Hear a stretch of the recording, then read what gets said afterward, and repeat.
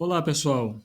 Vamos iniciar nossa segunda aula de Fundamentos de Contabilidade, abordando alguns conceitos importantíssimos que normalmente causam muita dúvida em quem inicia os estudos em contabilidade. Por isso que eu estou trazendo esses conceitos agora para vocês. Quais são esses conceitos? Primeiro conceito, sobre ativos e passivos. Muita gente que inicia os estudos em contabilidade tem sérias dúvidas sobre por que a contabilidade utiliza esses termos. Qual o seu real significado? De onde vêm essas expressões? Ativos em relação a quê? Passivos provenientes de onde? Então, na aula de hoje, eu vou mostrar para você como é que surgem esses termos a partir primeiramente do nosso ambiente doméstico, conforme nós viemos fazendo até aqui, e depois no ambiente profissional. Na essência, não muda muita coisa. Então, tanto o conceito que nós vamos apresentar aqui para você no ambiente doméstico, quanto o conceito no contexto profissional, são conceitos idênticos, têm a mesma raiz. E eu espero que, depois dessa abordagem, você não tenha mais nenhuma dúvida com relação ao uso desses termos. O segundo ponto que eu vou abordar na aula de hoje diz respeito aos saldos devedores e credores. O que é isso? Saldo devedor e saldo credor é uma constante no estudo da contabilidade, independente do nível que você esteja. Então, sempre você vai se deparar com esse conceito, com essa expressão. E essa aula de hoje eu preparei para dizer para você o significado de saldo devedor e de saldo credor. E mais do que isso, por que saldo devedor nem sempre representa uma coisa ruim, uma coisa negativa? E por que saldo credor também nem sempre é sinônimo de algo bom? Às vezes, pode ser sinônimo de uma alternativa negativa, de um mal necessário.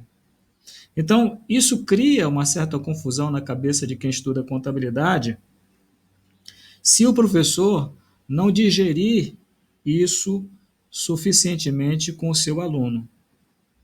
Então, na aula de hoje, eu vou apresentar a você esses conceitos, só que de uma forma diferente, sem fugir, evidentemente, ao rigor técnico. A última parte da nossa aula de hoje, eu vou dizer para você que a pessoa jurídica, ela funciona como uma fiel depositária. Fiel depositário é um conceito do direito, da ciência jurídica, mas que se aplica também ou pode ser usado como metodologia de aprendizagem na contabilidade, aqui nos seus fundamentos. Então, ao final, nós vamos fazer uma abordagem sobre a pessoa jurídica como uma fiel depositária, tá certo? Por hora, eu vou responder essa pergunta que consta aí na tela. Por que o ativo é chamado de ativo e por que o passivo é chamado de passivo? Talvez, para você que inicia a contabilidade agora, isso não faça muito sentido. Mas para quem travou no aprendizado da contabilidade, muitas vezes por encontrar dificuldade em assimilar o significado desses termos, essa aula vai ajudar bastante. Por quê? Assimilando o real significado desses termos, entendendo como é que ele nasce na sistemática contábil, a partir dele você pode colher vários desdobramentos. É a partir do termo ativo e do termo passivo que eu vou ter a noção de débito e crédito, de saldo devedor e credor. Então, se eu não assimilar de forma conveniente esses dois vocábulos, eu vou ter dificuldade lá na frente de entender melhor o significado de todos os outros termos que dele advêm, ou que deles advêm. Então, daí a importância de nós assimilarmos suficientemente esses termos. Eu vou dar continuidade à nossa sistemática de apresentar a contabilidade a partir de um ambiente doméstico e, a partir desse contexto, eu quero convidar você a refletir sobre duas situações que são corriqueiras, são muito comuns no nosso dia a dia, na nossa casa, e que talvez não nos apercebamos que tem uma ligação direta com os termos usados pela contabilidade, os termos de ativo e passivo. Eu vou mostrar para você, então, que a partir de situações aparentemente comuns, nós podemos aprender contabilidade. Tá? Então, eu vou apresentar para você uma primeira situação e, a partir dela, nós vamos discorrendo aqui sobre as demais.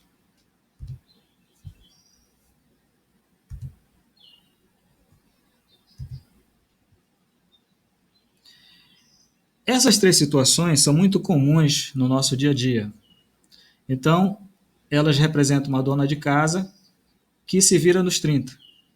De um lado, ela lava a roupa, de outro lado, ela lava a louça e de outro lado, ela faz a comida. Então, essa dona de casa, ela tem diversos afazeres domésticos. Esses são apenas alguns deles. Podemos pensar em outros. Por exemplo, fazer a limpeza é algo muito comum também. Cuidar dos filhos também é inerente. Fazer o supermercado também. Enfim, existem diversas situações do nosso dia a dia que nós podemos aproveitar e entender como é que a contabilidade funciona. Então, veja que uma dona de casa, nessas condições, ela vai de um lado para o outro. Ela vai se movimentando a toda hora, como se fosse um vulcão em erupção, uma verdadeira panela de pressão. Então, essa dona de casa, ela fica constantemente agitada, ela é extremamente dinâmica, porque muitas vezes ela luta contra o tempo, contra a hora, contra a agenda. Muitas vezes ela tem que finalizar um trabalho dentro de um prazo determinado. Então, ela, quando acorda o dia, ela já acorda meio que elétrica, né?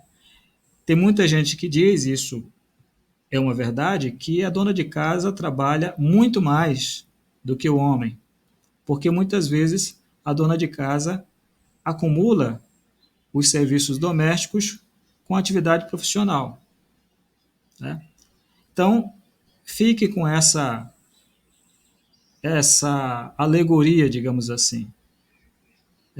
Percebam, notem essa capacidade da dona de casa de ir de um lado para outro, resolvendo problemas. Quando então eu concebo essa personagem doméstica com essa configuração dentro desse contexto, eu posso dizer que essa dona de casa é uma pessoa muito ativa. Como eu disse, é como se ela estivesse em constante ebulição, correndo de um lado para o outro, a toda hora, sem parar, sem hora para acabar. Enfim, essa dona de casa representa muito bem o conceito de ativo. Ela é altamente ativa. Muito bem, mas esse é só um lado de um problema. Muitas donas de casa, quando podem, evidentemente, elas terceirizam essas atividades. Ou seja, elas contratam uma secretária do lar e transferem para essa secretária do lar todos esses afazeres. Então, quem assume o papel doméstico é essa secretária do lar, né? Mediante, claro, uma retribuição financeira. Então, isso aqui é muito comum. Ao mesmo tempo em que a secretária do lar assume papéis dentro do ambiente doméstico, a dona de casa se desincumbe desses papéis e se torna mais calma, mais tranquila. Evidentemente que ela realiza um serviço de supervisão desses trabalhos. Ela não deixa tudo nas mãos da secretária, mas ela, de uma maneira geral, alivia bastante a sua agenda. Ela retira muita pressão sobre si. Então, quando isso acontece, e isso também é muito comum acontecer no dia a dia, nas famílias, essa configuração se altera. A dona de casa, que anteriormente era um personagem ativo, deixa de ser ativo e passa a ser passiva na situação.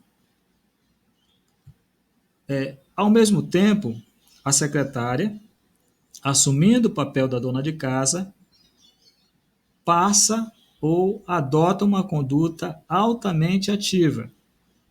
Então, é a secretária que vai brigar contra o tempo, cumprir os afazeres domésticos,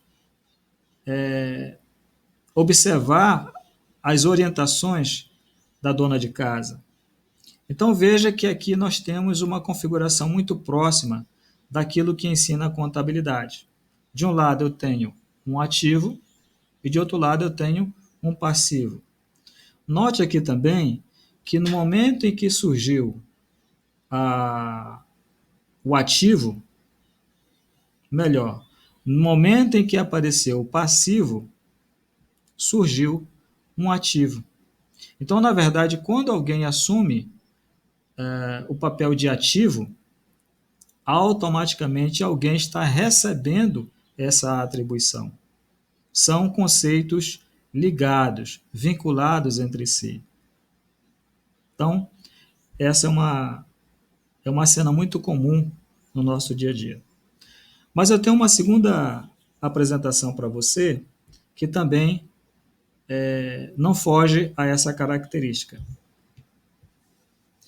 É muito comum nós lavarmos os nossos carros, né? Automóveis, ou então, sei lá, a garagem. Nessa cena que você está vendo aí, um pai de família, então, tira um tempo e vai lavar o carro. Liga lá a torneira, pega lá o sabão, pega um pedaço de pano, ou então uma esponja, né, um aspirador, e aí realiza o seu trabalho. Então, periodicamente ele faz isso. E assim como a dona de casa, esse personagem também luta contra o tempo, porque ele também não vai passar o dia todo fazendo isso, né? Ele tem outros afazeres.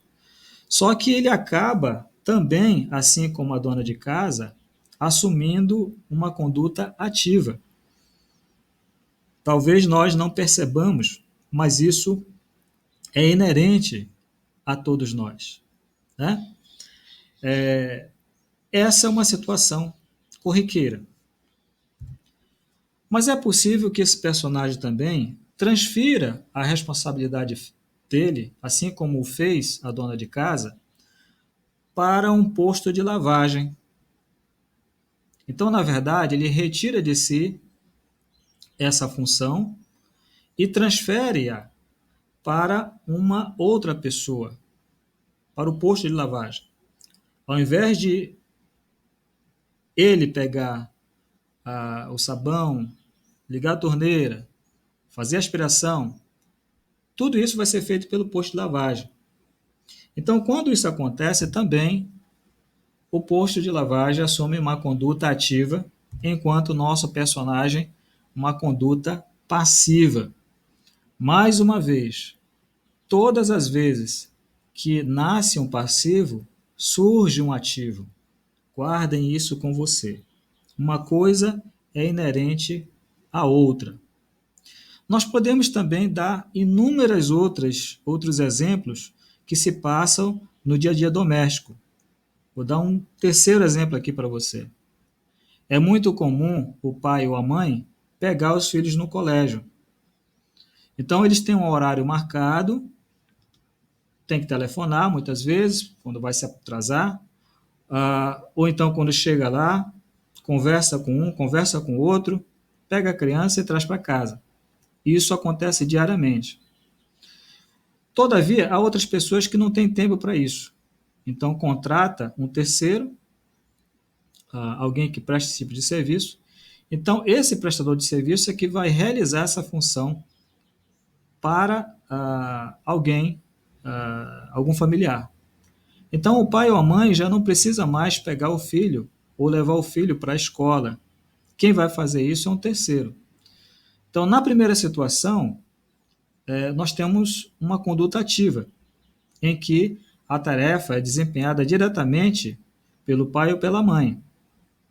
Na segunda situação, esse pai ou essa mãe se tornam passivos, uma vez que quem passa a realizar essa tarefa é o prestador do serviço. E aqui, nesse terceiro exemplo, nós temos a mesma configuração. Um passivo nasce e automaticamente com ele o ativo. Tá? Então, uma coisa ligada à outra. Então, em todas essas três situações, percebam que esse termo ativo e passivo ele tem tudo a ver com o seu significado. Se você for buscar o significado dos termos ativo e passivo nos dicionários, você vai encontrar algo do tipo algo ou alguém que está em constante movimentação, no caso do ativo, ou que adota uma posição estática, no caso do passivo. Então, as definições vão girar em torno disso. Então, perceba que o conceito de ativo e passivo no âmbito gramatical é o mesmo com o conceito no âmbito doméstico. É isso que acontece. E aí você me pergunta, como é que fica no âmbito profissional? Como é que eu posso identificar esses dois termos no dia a dia de uma empresa? É disso que eu vou falar agora com você. Todavia, antes de nós entrarmos nesse bate-papo, eu queria conversar com você sobre uma técnica trazida pela administração, pela ciência da administração, chamada empreendedorismo. Né? Esse conceito ele tem tudo a ver com atividade empresarial. E é a partir dele que nós vamos melhor assimilar os conceitos de ativo e passivo. Essa tela que eu estou apresentando para você, ela retrata muito bem onde que eu quero chegar. Você vê alguém, como se fosse um malabarista, que de um lado para o outro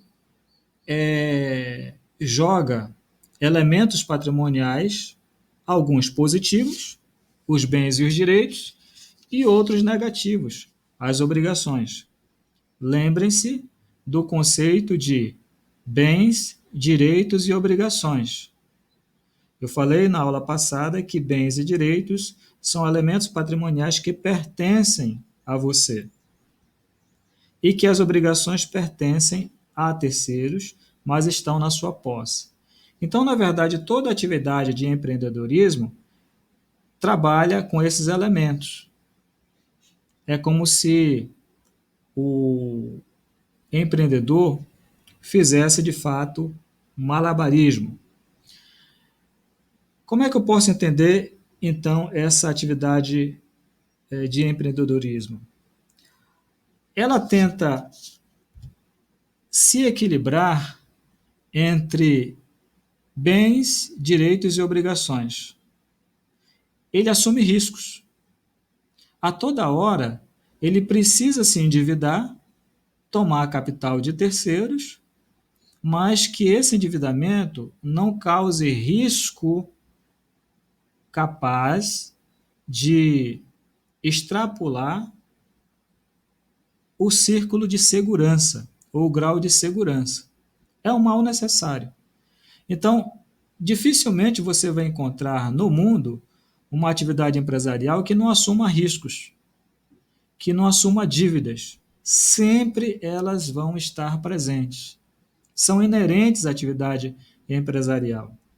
Sem gerar dívida, não tem como você trabalhar. Ou, se você trabalhar, trabalha de forma muito limitada. Não dá para trabalhar somente com os elementos azuis. É preciso, às vezes, o empreendedor tomar o remédio amargo. Funciona mais ou menos como ocorre no corpo humano. No corpo humano, nós temos o colesterol bom e o ruim. Seria excelente se nós só tivéssemos o colesterol bom, uma vez que nós não nos preocuparíamos com o colesterol ruim. Mas isso não acontece. Mesmo o colesterol ruim tem a sua atividade na química do corpo humano. Então, por isso que ele é produzido. Só que os níveis deles, dos colesteróis ruins, não podem assumir patamares acima dos desejados, porque aí se torna um veneno. Então, guardadas as devidas proporções, as obrigações funcionam como o colesterol ruim dentro de uma organização empresarial. É necessária a sua presença, mas ele não pode ultrapassar determinados valores. Do contrário, toda atividade empresarial pode ruir. Né? Então, é preciso haver um equilíbrio entre os elementos azuis e os elementos vermelhos. É como se fosse o sangue venoso e o sangue arterial. O sangue rico em oxigênio e o sangue rico em gás carbônico. Tá? Então, por isso é que essa imagem aqui à direita desse senhor se equilibrando sobre uma fita, ela retrata exatamente isso que eu quero dizer. A atividade empreendedora, ela é constantemente desafiada no sentido de usar o colesterol ruim, ou seja, as obrigações, mas dentro daquilo que for assimilável, dentro de um círculo seguro, a fim de que esse colesterol ruim ou essas obrigações não se transformem em sinônimos de morte, no caso das empresas de falência. Tá? Então, é muito importante que nós, então, partamos desse contexto. Agora sim, nós vamos falar sobre ativos e passivos no ambiente profissional mais propriamente. Então, você tem aí um comerciante que vende sapatos. Cada par de sapatos custa 150 unidades monetárias. 120 é representado por custo e 30 pelo lucro. Então, nós temos esse desafio, esse malabarismo que esse comerciante deve fazer. Para vender esses sapatos, ele tem que realizar várias tarefas. Ele tem, por exemplo, que anunciar o seu produto na TV, numa rádio, no jornal, no meio virtual, elaborar panfletos, fazer descontos ou propor descontos, oferecer descontos, oferecer brindes, confeccionar faixas, posicioná-las em locais estratégicos, enfim, ele tem que fazer várias atividades ao mesmo tempo. Tá? Então, na verdade, esse comerciante, ele vive se equilibrando entre o custo e o lucro. E ele não pode, nesse contexto, delegar isso a terceiros. Ele mesmo tem que assumir essas responsabilidades. Por isso, esse comerciante, assim como a dona de casa, corre de um lado para o outro, lutando contra o tempo, tentando girar o seu estoque. Então, eu posso dizer que o quadro desse comerciante é esse. Se ele vender um par de sapato, ele fatura aí 150 unidades monetárias. Se ele vender 3 pares de sapato, ele fatura o triplo. O lucro e o custo vão na mesma proporção. Então, eu posso dizer que esse comerciante é alguém ativo. Então, façam agora um paralelo entre aquele contexto ativo de quem pega o filho na escola, de quem providencia a lavagem dos pratos, de quem providencia a limpeza do automóvel, com esse contexto que eu estou apresentando aqui para você. Não muda nada. Tanto lá quanto aqui, o personagem tem que se virar nos 30, tem que correr atrás do tempo, tem que cumprir metas. Então, por isso o termo ativo.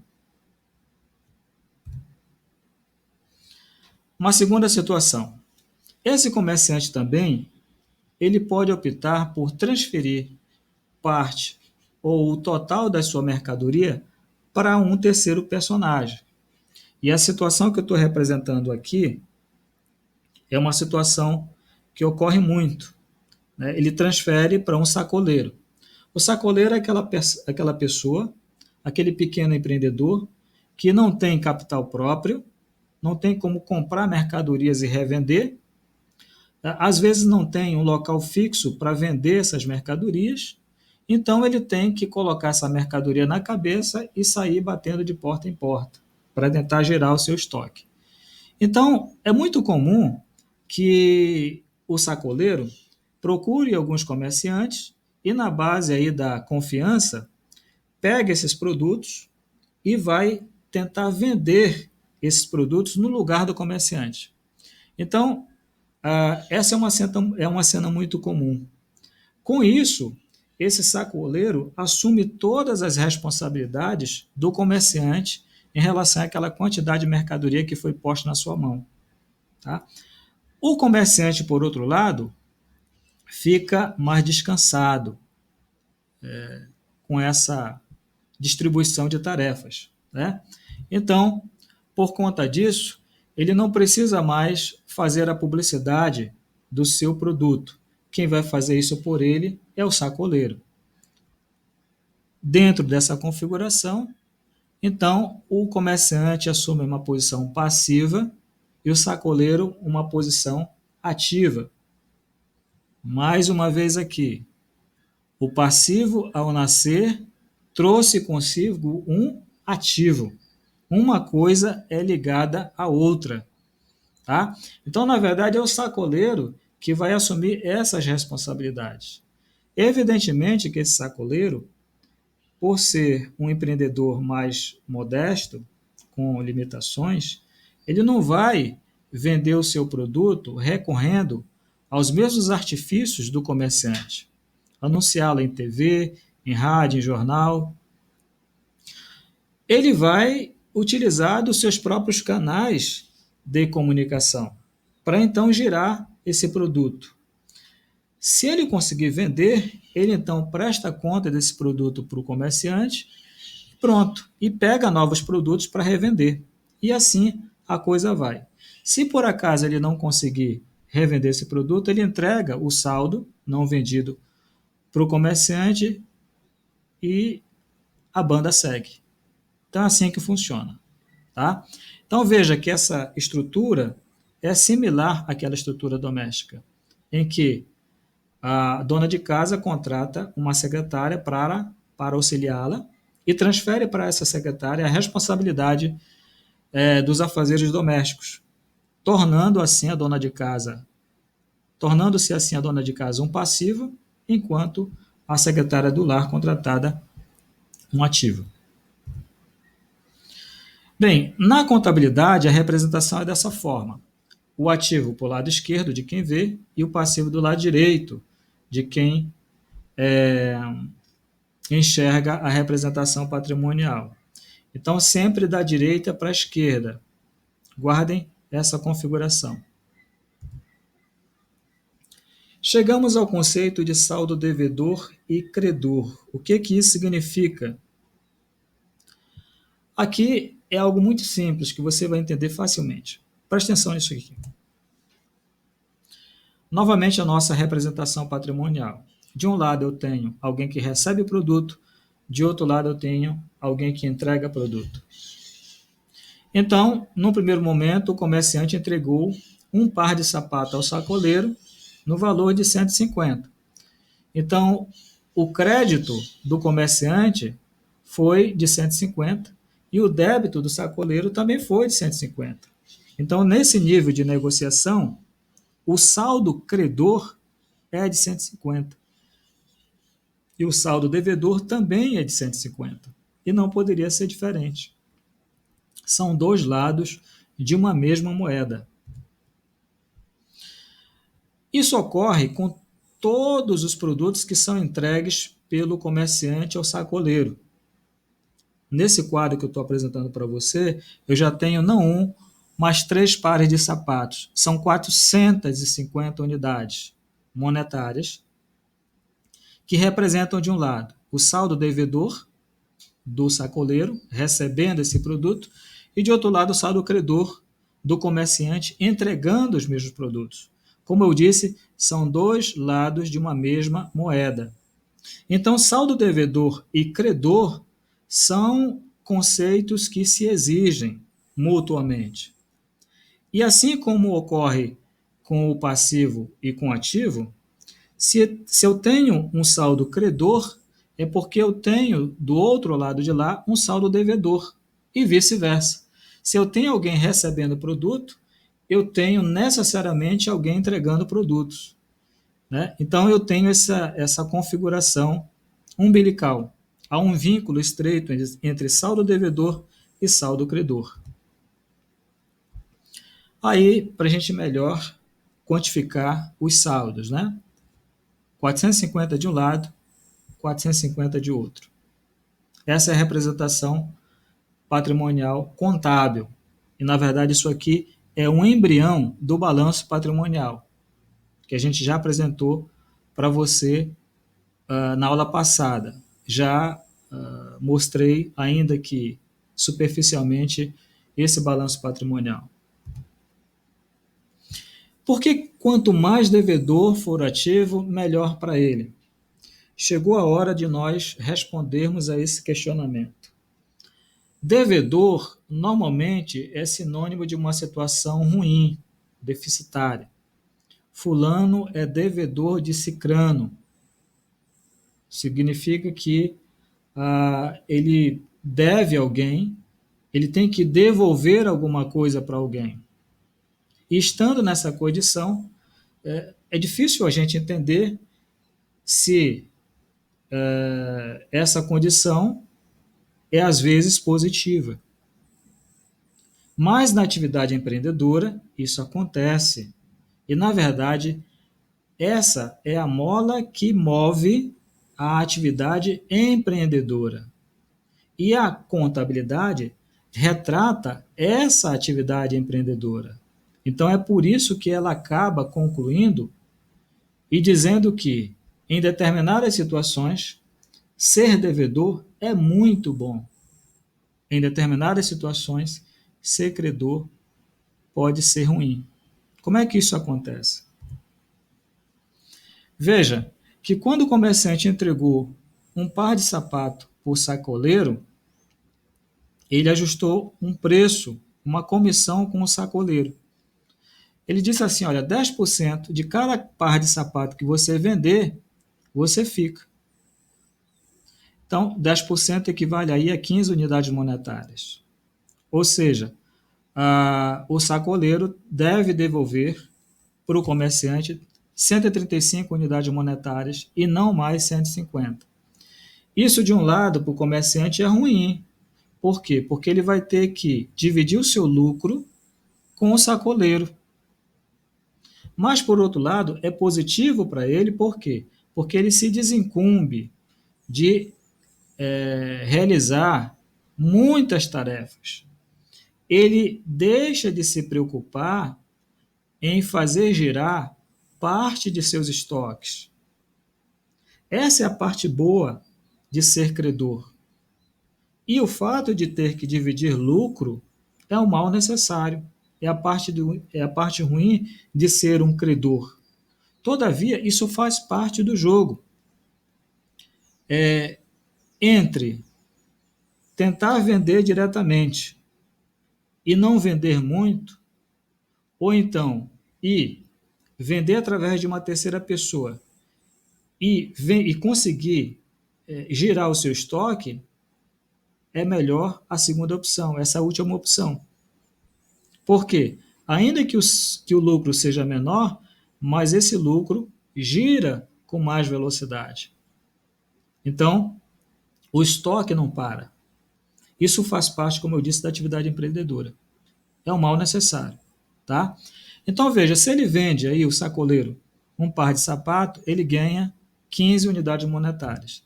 Se ele vende 2 pares de sapatos, ele ganha mais 15 unidades monetárias, que vai a 30 unidades monetárias. Se ele vende um terceiro par de sapato, ele vai a 45 unidades monetárias de faturamento dele. Agora imagina que ele venda 1.000 pares de sapatos. Isso dá, em comissão, 15 mil reais. É um valor considerável. Então, quanto mais endividado ele for, mais potencial de lucro ele pode conquistar, obter, realizar. Então, é por isso que ser devedor traz dentro de si um elemento positivo, que se chama comissão. E essa comissão é o lucro. Tá? Então, é nesse sentido que tem que ser internalizado a regra que diz, olha, ser devedor é bom em atividade empresarial. Na contabilidade, ser devedor é positivo. É nesse sentido que tem que ser interpretado.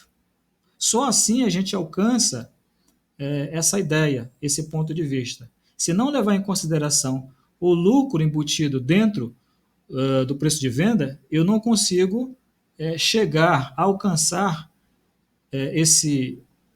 essa máxima, né? Esse conceito. Vai gerar uma confusão dentro de mim. Então, assim, é por isso que ser devedor é positivo. E é por isso que ser credor nem sempre é positivo. Além do mais, o comerciante que coloca os produtos nas mãos de um terceiro, ele corre o risco. Corre o risco desse terceiro sumir com a sua mercadoria. Não é verdade? Some com a mercadoria e não paga. Então, também é um mal necessário. Então, também por isso, nem sempre ser credor é uma boa, mas às vezes não tem saída. É um beco sem saída. Ou se torna-se, ou se torna um credor, ou se torna um credor. Não tem saída, não tem opção. Então, por isso que quanto mais devedor, melhor.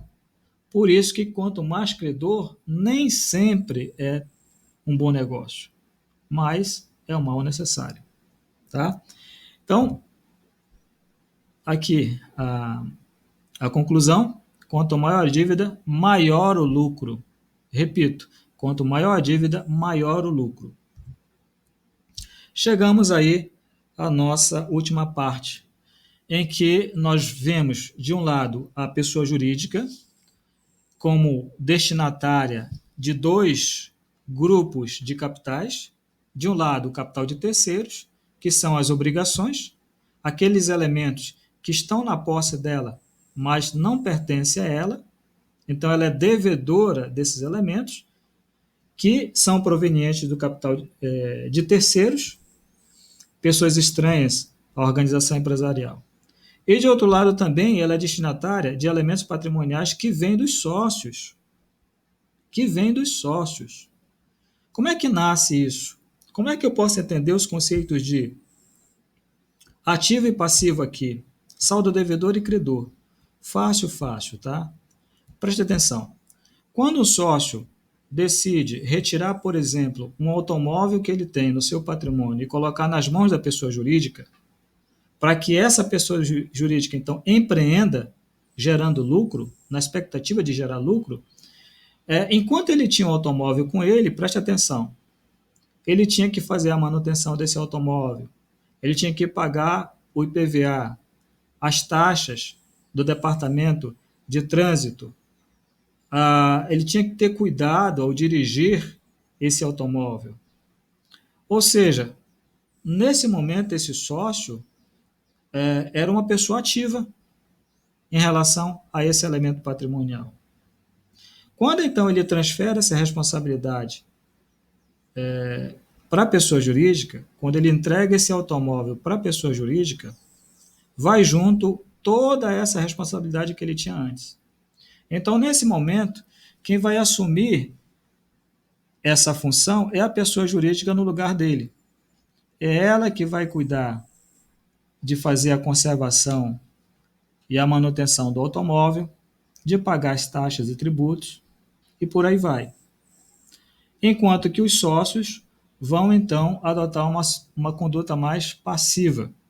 Então veja, ao mesmo tempo que nasce um passivo, nasce um ativo. De um lado é representado pela pessoa jurídica e de outro lado é representado pelos sócios. Isso acontece com qualquer elemento patrimonial entregue pelos sócios para a pessoa jurídica, qualquer um deles.